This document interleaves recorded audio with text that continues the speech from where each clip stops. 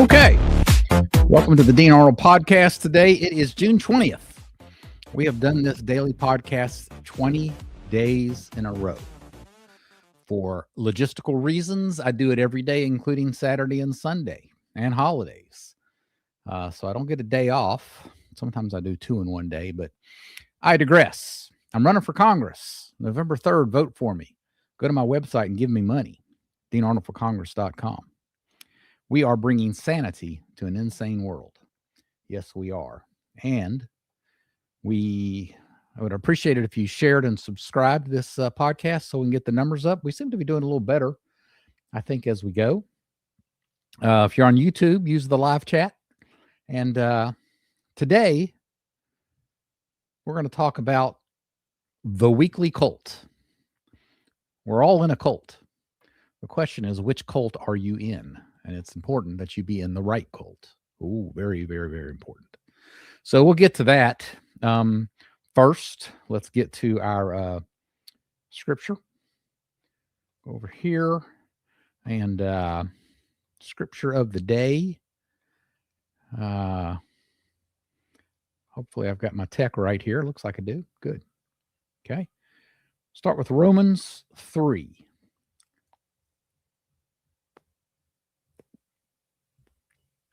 Therefore, we conclude that a man is justified by faith apart from the deeds of the law. Go down to the end of this passage. For what does Scripture say? Abraham believed God, and it was accounted to him for righteousness. Okay.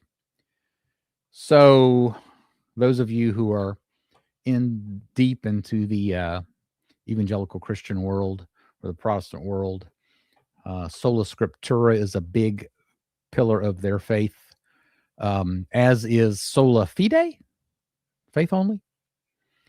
And here is the faith only, one of the key passages.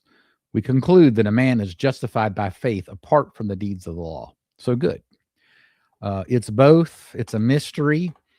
But I do want to point out to you that elsewhere in Scripture, in the book of James, it says, you see that a person is justified by works and not by faith alone. That is James, get the number for you, 2:24. So you see that a man is justified by works and not by faith alone. Here in Romans, therefore, we conclude that a man is justified by faith apart from the deeds of the law.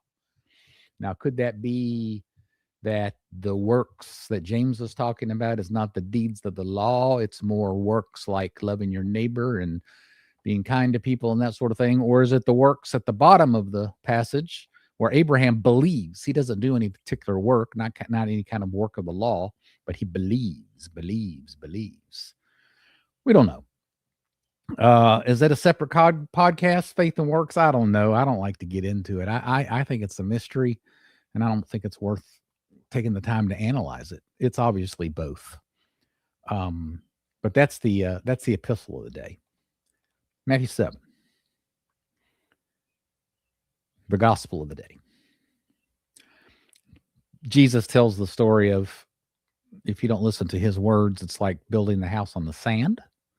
The wind comes and the waters come and the house falls down. But if you build it on the rock, when the winds come and all that kind of stuff, it stays up. And so it was when Jesus had ended these sayings that the people were astonished at his teaching. For he taught them as one having authority and not as the scribes. Well, I'm not sure exactly what that means, but part of what it could mean is, Jesus was a carpenter. And his father Joseph taught him how to be a carpenter. James Jordan, in the commentary I just edited here recently, goes on a little rabbit trail where he talks about how during Jesus's day, the big project was rebuilding the temple. And a lot of that project, side projects, were done in Nazareth. And so Joseph probably and Jesus were probably literally building Herod's temple. But you just got to believe, you just got to, right? That Jesus and Joseph were good carpenters, right? Really good carpenters. They knew how to build something solid on the rock and not flimsy on the sand. You gotta believe that, right? So Jesus gives us an analogy about that because he understands it. And part of his authority might be that he's a real dude doing real things. He's not pie in the sky academician, some nerd, nerding out on the law, and kind of with weird things. He's like a real dude. He's like, dude, build your house on the rock and not on the sand, or there's not going to be good things here. That may be part of what it means when they say that they were astonished at his sayings, how much authority he had. I'm sure there was much more to it than that. But anyway, I digress. So that is the epistle and gospel of the day. Now let us go unto the saint of the day. I think I'm bringing it up correctly. Nice. Hieromartyr Methodius, Bishop of Patara in Asia Minor. That's probably like Turkey now. He had genuine monastic humility.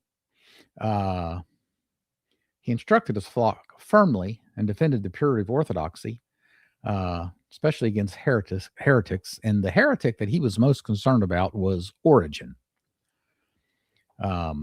And he had explications of Orthodox dogmas against the heresy of Origen. So who was Origen? I think Origen is like 3rd century. He was a giant in terms of a scholastic, genius and output of material. And early on was followed by a lot of church fathers and quoted by a lot of church fathers. But as things developed and as the councils developed, they noticed that Origen had some views that just weren't compatible with true Christianity. He had this belief that our souls are eternally existing since the very beginning, which leads to some problems. I quoted that line from the liturgy, you created us out of nothing. Origen didn't believe that. I'm not sure what the consequences of that are, and I'm not really, some of you nerds who are following me here, you might want to say something in the comments. I'm not really sure what all the problems with Origen are. I know he's condemned several times in the councils and by church fathers, and he's still controversial today. Some people want to revive him. Someone specifically in my circles that I'll leave unnamed. But anyway, one of you nerds out there want to chime in and help me on what Origen's problems were, that would be nice. But anyway, people got off the Orthodox train, and Methodius, Hieromartyr Bishop of Patara, was one of the ones who helped bring people back onto the thing. Well, he was beheaded in 312, so Origen may have been a little earlier than that. I don't know. I wished I knew more, and I apologize. All right, let's get back into it here. Today we're going to talk about the cult that you are in. The weekly cult. Should be weekly. Usually is. Doesn't always have to be weekly. We're all in a cult. To be alive, to be human, means that you are in some kind of cult. The word culture comes from the word cult. We're all in a culture, and that culture comes from our cult. All right, let's look at it here a little bit. We all have this need to gather together.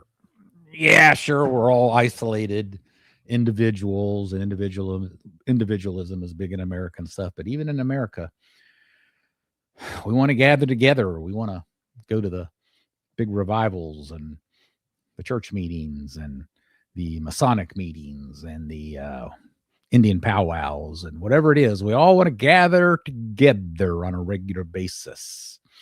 In the American culture, it has generally been going to church every 7 days. Not always. In the French Revolution, which was a godless, satanic, awful, terrible, occult overthrow of the king and altar, terrible. They tried to change the week. They tried to change it from 7 days to 10 days. They just didn't, they just they got rid of all holidays and Christmas and all that kind of stuff. And they put a whore on the altar of the cathedral. I mean, they were doing everything they possibly could to specifically denounce Christianity. It's not unknown to us today, these kinds of behaviors. They're doing it in Ukraine. But they tried to change it from 7 days to 10 days, get us off our weekly rhythm. Well, that did come from the Jews. That came from the Hebrew scriptures. The seventh day was the day of rest. And so every 7 days you rest and you read the law and you spend time with family and you don't get into your serious stuff. And that has generally stuck around in any cultures that have been related to the Jewish culture in history. Every 7 days we gather together. Not every 10 days. And that didn't work. I want to last it for a little bit because in the nature of things, we want to gather together every 7 days. But let's talk about in the nature of things, which is kind of why I decided to do this podcast today. In the nature of things, we want to gather together once a week and we want to worship God, whatever we think that God is. And then here's where it gets really kind of weird. But this is part of who we are and what reality is. And we went astray about 500 years ago away from the primal into the rational, the stupid rational, which removes all the mystery of life. But it's not just that we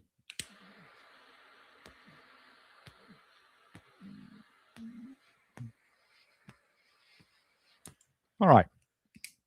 It's not just that we want to get together weekly and kind of worship God, but we want there to be a sacrifice involved.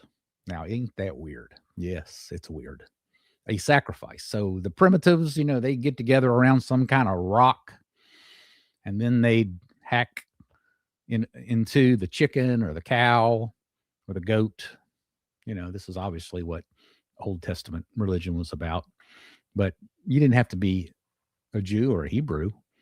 Every ancient culture was doing that. Many of them still do.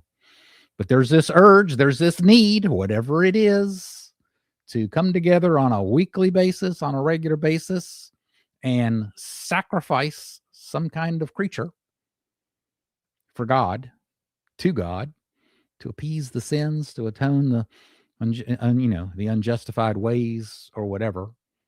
And that is innate inside us.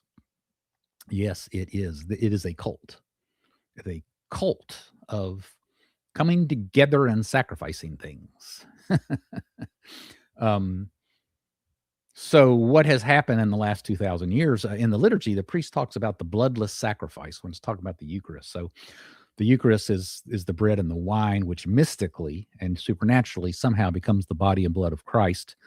But in a certain sense, it's a bloodless sacrifice because Christ has been sacrificed once and for all. But we're participating in this weekly mystery of eating and drinking the body and blood of Christ. And it satisfies that primal need that's part of human nature. And it's weird. And it's mysterious. I got a commenter a couple of days ago on my stream that said, the idea of eating the body and blood of Christ, let's say it's cannibalistic and yucky yuck. Yeah, a lot of truth to that. It's weird and it's yucky yuck. But our lives are weird and yucky yuck. Humanity is weird and yucky yuck. And Christ came and brought us a new way of doing the yucky yuck, which is eating and drinking of him and not of other people. And now we're reading in the Epstein files that the elites gather together and they're eating people. Okay. It never went away. We were just convinced and duped 500 years ago that such things are backwards and irrational or whatever. Well, they're not. It's part of what it means to be a human and how to get through this thing that we're doing, which is called life. So that's some weird stuff, right? One story, I was at my Orthodox church about 2 or 3 months ago and talking to a young kid who ended up becoming my godson. 17 years old, sharp young man. And so, the same question that, we usually have when we have these discussions about orthodoxy. How'd you become Orthodox? Well, why'd you come here? And he said, well, he says, I was online and listened to people like Jay Dyer, and I decided Orthodoxy was the right way. He says, but this is the key part. But I decided I just needed to meet with other Orthodox Christians. I needed to come together regularly and meet with them. I said, really? Well, why do you think that is? He's like, I don't know. Well, I'll tell you what it is. It's his primal human instinct, his primal nature. He wants to gather with other people. And probably what he didn't realize subconsciously is he also wanted to make a sacrifice. So, you come to the Orthodox Church and there's an altar up there and we're doing a whole lot of stuff with the body and blood. And then we're finally eating and drinking the body of blood. And that satisfies that innate primal thing that we've got to do that is all now satisfied in Jesus Christ in a very mysterious way.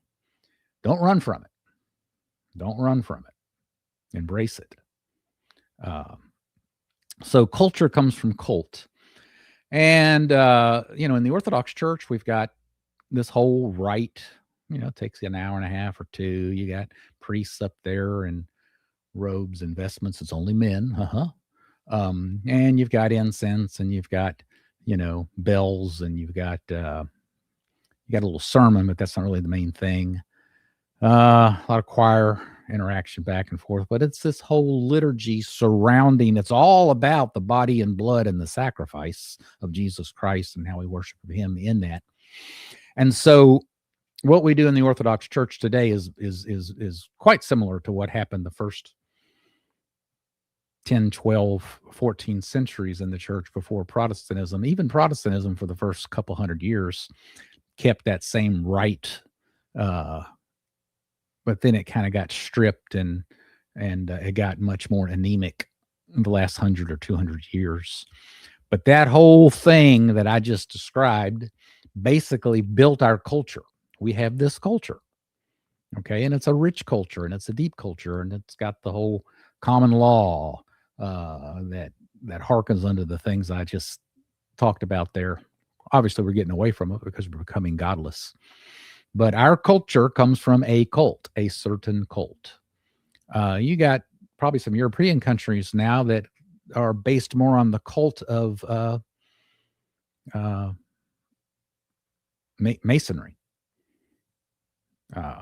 which is perennialism. All religions lead to one thing, and you get into it, there's some occult aspects to it. And, so that's where a lot of the European nations are going, is more towards the cult of Masonry. So their culture is Masonic, a Masonic cult. And our culture probably has the potential to go that way too. Maybe there's a chance to revive it. We shall see.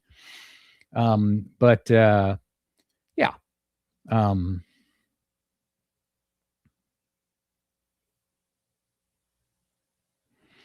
I think I've covered everything that I want to cover. So no comments, huh?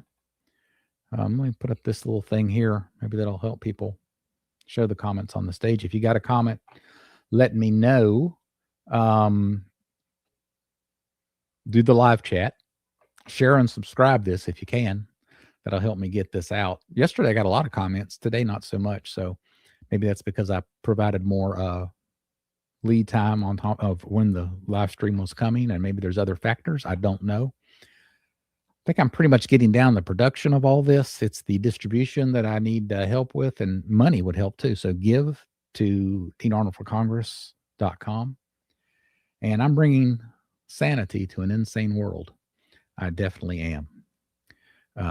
And who'd have thought that talking about sacrificing and blood and all that kind of stuff would be sanity? But based on what we're seeing right now, doing that from a perspective of ancient Christianity and Jesus Christ and the Eucharist, it actually is sanity now. Yeah. Okay, I got a comment here. AI viewers, streamboo.com. I have no idea what that means. Does that mean that an AI bot just made a comment. Does that mean that Galago, I'm bringing that up here. Does that mean that Galago1235 is warning me or is giving me a suggestion for streamboo.com? I have no idea, but it did pop up. So you just never know. And I wonder if, because I hit the show comments on stage, that was the first one that was able to come up. I don't know the answer. A lot of things I don't know. Here we go. Good morning, Dean. I appreciate your show. Nice. I appreciate that. Okay. We do have followers. I'm going to ask on Facebook today. I'm wondering if all my 3,000 or 4,000 Facebook followers are seeing my daily podcast. I really wonder. So I'm going to try to ask them that today and give it a shot. It is June 20th, and we are having a good time on the Dean Arnold Daily Podcast. And we are talking about important daily things, not unimportant daily things. And it's all good. We will go now to the outro music. And that should be good. Here we go.